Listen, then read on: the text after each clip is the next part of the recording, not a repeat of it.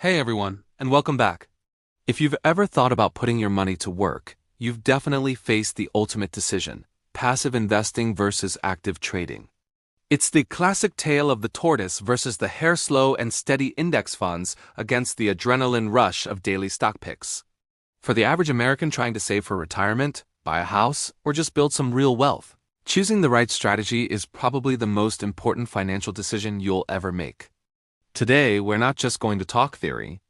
We're going to spend the next several minutes giving you an honest, data-driven look at both sides of this coin. We'll break down the core philosophy, the hidden costs, the historical performance, and, most importantly, the psychological toll of each method. By the end of this video, you won't be guessing anymore. You'll have a clear, actionable answer on which strategy is truly right for your goals and your lifestyle. So let's start the showdown. First things first, we need to clearly define these two competing philosophies before we can compare them.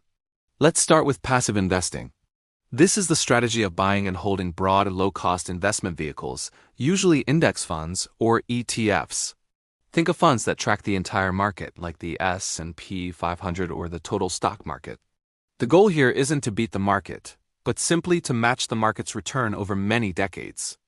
The core belief is that it's just practically impossible for most professionals, let alone amateurs, to consistently outperform the market after you factor in all the fees.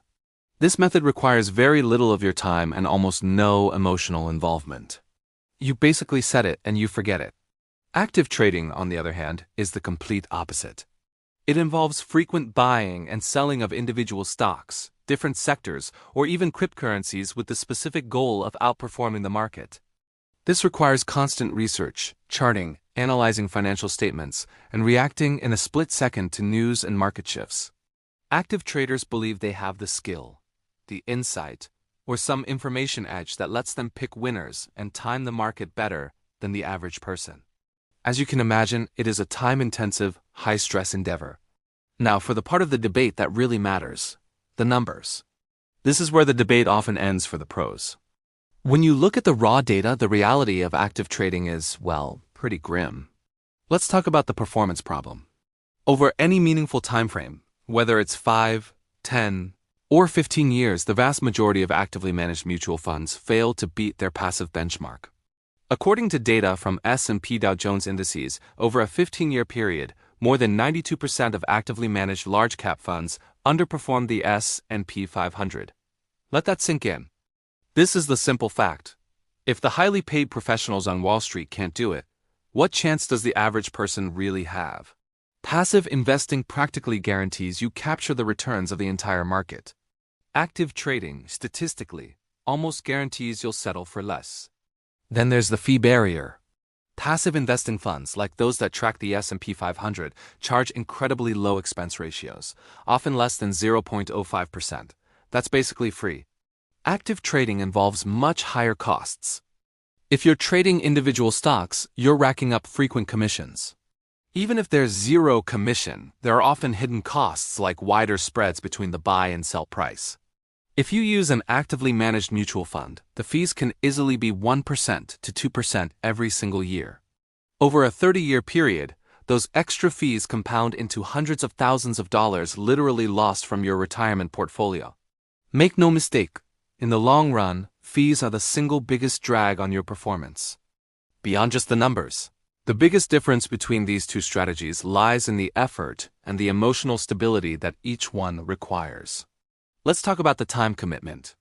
Passive investing might require maybe 1 hour per year, just to check your allocations and contribute new money. That's it. Active trading demands a significant daily commitment. You have to constantly monitor breaking news, track company earnings, analyze charts, and keep up with every little economic indicator. For the average American who's already juggling a job, a family, and other commitments, finding the 10 to 20 hours a week needed to do this effectively is simply unrealistic. Then there's the emotional roller coaster. Active trading is a relentless psychological challenge. It forces you to make decisions based on two of the most powerful emotions: fear and greed. When the market is crashing, the passive investor just keeps buying because their plan is already set. The active trader, however, is often paralyzed by fear, worried about selling at the absolute bottom. And when the market is soaring, the active trader is tempted by greed, chasing the latest hot stock and ignoring proper risk management. Countless studies show that retail traders who try to time the market consistently underperform those who simply buy and hold. Passive investing is designed to remove these powerful, destructive emotions from the equation entirely. So after all that, which strategy is right for you? Let's be brutally honest here. For about 95% of Americans, the answer is crystal clear. Passive investing is the right choice for long-term wealth builders. If your goal is to save for retirement 30 years from now, a child's college fund, or another distant goal, passive investing is statistically the superior choice. Time is your biggest asset, and you need to maximize compounding, not risk it all on speculation. It's also right for the time constrained. If you have a full-time job and a life outside of staring at stock charts, the passive approach is the only sustainable strategy. You get world-class results without having to check your phone every single hour. And finally, it's for the emotionally prudent. If you know you are prone to panic selling or chasing hot tips from your friends, the automated, diversified, and set-it-and-forget-it nature of passive index funds protects you from your worst enemy, yourself. So when might active trading be appropriate? Well, it might be for financial professionals, people who trade for a living, like hedge fund managers or proprietary traders.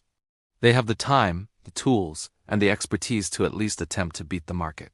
For the rest of us, maybe consider a play money portfolio. If you're fascinated by the market and want to try your hand at stock picking, set aside a very small percentage of your risk capital, say 5% to 10%, into a separate fund account. But the vast majority of your core retirement savings should still be in passive investments. This is a popular strategy known as the core and satellite approach. So the final verdict. This ultimate guide leads to one undeniable conclusion. For the average American seeking long-term financial security, passive investing is the vastly superior strategy. It's cheaper, it's less stressful, it requires almost no time, and it consistently outperforms the vast majority of active traders. Your job isn't to be a better analyst than Wall Street. Your job is to capture the powerful growth of the global economy, and the low-cost index fund is the perfect tool to do just that.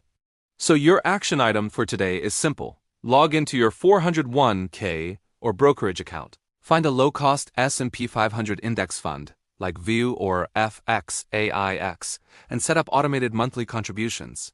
That's the secret. That is the entire plan. If this video helped you make the right choice for your financial future, please do me a favor and hit that like button and subscribe for more simple, actionable financial advice. Thanks for watching, and I'll see you in the next video.